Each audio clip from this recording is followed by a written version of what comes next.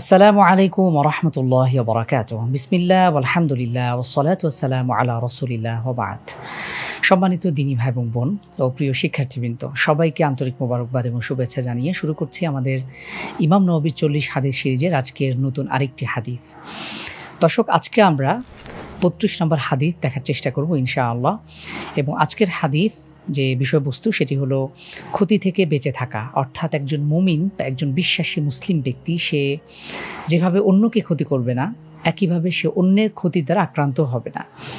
ইসলামে এই বিষয়টি খুব গুরুত্বের সাথে দেখা হয়েছে এবং আমাদের ইসলামের যে মাকাসিদুশ শরিয়া অথবা ইসলামের যে সৌন্দর্য বিষয়গুলো রয়েছে, আমাদের জীবন ঘনিষ্ঠ কিছু কিছু বিষয়, যে বিষয়গুলো প্রকৃত অর্থেই আমরা জানার মাধ্যমে বুঝতে পারি যে আমাদের ইসলাম, আমাদের দিন কতটা সুন্দর এবং কতটা চমৎকার। আমাদের যাবতীয় সকল সমস্যার সমাধানে ইসলাম কিভাবে আমাদেরকে বাস্তবিকভাবেই এটা সমাধান দিয়েছে। আমরা ইনশাআল্লাহ প্রথমে হাদিসটা একবার পাঠ করি। عن أبي سعيد سعد بن مالك بن سنان الخضري رضي الله عنه أن رسول الله صلى الله عليه وسلم قال لا ضرر ولا ضرار। হাদিসটি ইবনে মাজাহ এবং দারাকুতনিতে বর্ণিত হয়েছে। হাদিসটি হাসান সনদে বর্ণিত হয়েছে। হাদিস বর্ণনা করছেন আবু সাঈদ সাদ ইবনে মালিক ইবনে সিনান আল খুদরি রাদিয়াল্লাহু আনহু। তিনি বলছেন, রাসূলুল্লাহ সাল্লাল্লাহু আলাইহি সাল্লাম ইরশাদ করেছেন, লা দরারা ওয়ালা দিরারা। খুব ছোট্ট হাদিস, মাত্র এখানে দেখতে পাচ্ছি আমরা দুটি শব্দ মৌলিকভাবে, একটি হলো দরারা ওয়ালা দিরারা। রাসূল সাল্লাল্লাহু আলাইহি ওয়াসাল্লাম ইরশাদ করেছেন, লা দরারা, কোনো রকম ক্ষতি অন্যকে, একজন মুসলিম বা অন্য যে কেউ, একজন মানুষ অন্য কোনো ব্যক্তিকে, অন্য কোনো মানুষের কোনোভাবেই ক্ষতি কামনা করা যাবে না। একজন মুসলিমের দ্বারা অন্য কোনো ব্যক্তি যেন কোনোভাবেই ক্ষতিগ্রস্ত না হয়। এই বিষয়টি খুব গুরুত্বের সাথে দেখা হয়েছে। একজন মুমিনের বৈশিষ্ট্য হবে যে অন্যের পাশে, তার বিপদ আপদের পাশে দাঁড়ানো, অন্যের কষ্ট লাঘব করবার, অথবা অন্যের সুযোগ সুবিধাকেই সে প্রাধান্য দেবে। নিজে কষ্ট করতে পারে কিন্তু অন্যকে কোনোভাবেই যেন কেউ ক্ষতি না করে ফেলে। নবীজি সাল্লাল্লাহু আলাইহি ওয়াসাল্লাম এই ব্যাপারে খুব গুরুত্ব দিয়েছেন। পরের অংশটি আরও বেশি গুরুত্বপূর্ণ। নবীজি সাল্লাল্লাহু আলাইহি ওয়াসাল্লাম ইরশাদ করেছেন, ওয়ালা দিরারা, এবং ক্ষতির সম্মুখীন হবে এটাও মেনে নেবার মতন নয়। অর্থাৎ আমি যেভাবে অন্যের ক্ষতি করব না, একইভাবে যেন অন্য কোনো ব্যক্তির তার চক্রান্তের শিকার যেন আমি না হই, অথবা অন্য কোনো ব্যক্তি ক্ষতি করতে চাচ্ছে আমি যেন সেই ক্ষতির মধ্যে পড়ে না যাই।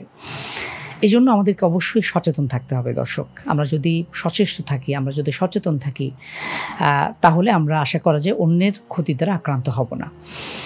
দুনিয়াতে চলার ক্ষেত্রে বা আমাদের যাপিত জীবনে আমরা অনেক রকম ব্যক্তি লক্ষ্য করি যারা খুব সহজ সরল হয়ে থাকে বা খুব সহজেই মানুষ তাদেরকে কষ্ট দেয়, বোকা বানাবার চেষ্টা করে।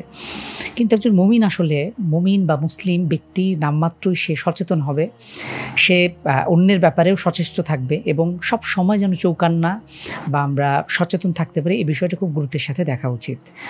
আমরা দেখি নবী সাল্লাল্লাহু আলাইহি ওয়াসাল্লাম ইরশাদ করেছেন, লা ইউলদাগুল মুমিন মিন জুহরিন ওয়াহিদ মাররাতাইন। একজন ব্যক্তি সে একই গর্তে দুবার পা ফেলে না।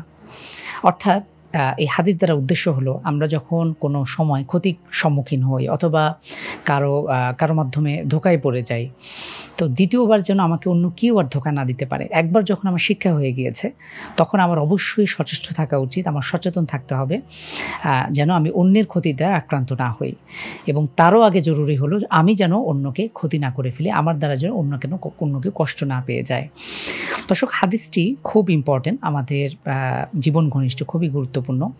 তো আশা করি আমরা এই হাদিসের শিক্ষা অনুযায়ী আমরা ইনশাআল্লাহ প্রথমত আমরা অন্যকেও ক্ষতির চেষ্টা করব না কখনোই, এবং অন্যের ক্ষতির দ্বারাও আমরা আক্রান্ত হব না। তো আমরা যেন ইনশাআল্লাহ এই হাদিস অনুযায়ী আমল করতে পারি, সেই চেষ্টা আমাদের করা উচিত ইনশাআল্লাহ। হাদিসটি খুব ছোট ছিল কিন্তু এই শিক্ষাটা অনেক গুরুত্বপূর্ণ এবং অনেক ব্যাপক। আল্লাহ তাআলা আমাদেরকে তৌফিক দান করুন। আসসালামু আলাইকুম ওয়া রাহমাতুল্লাহি ওয়া বারাকাতুহু।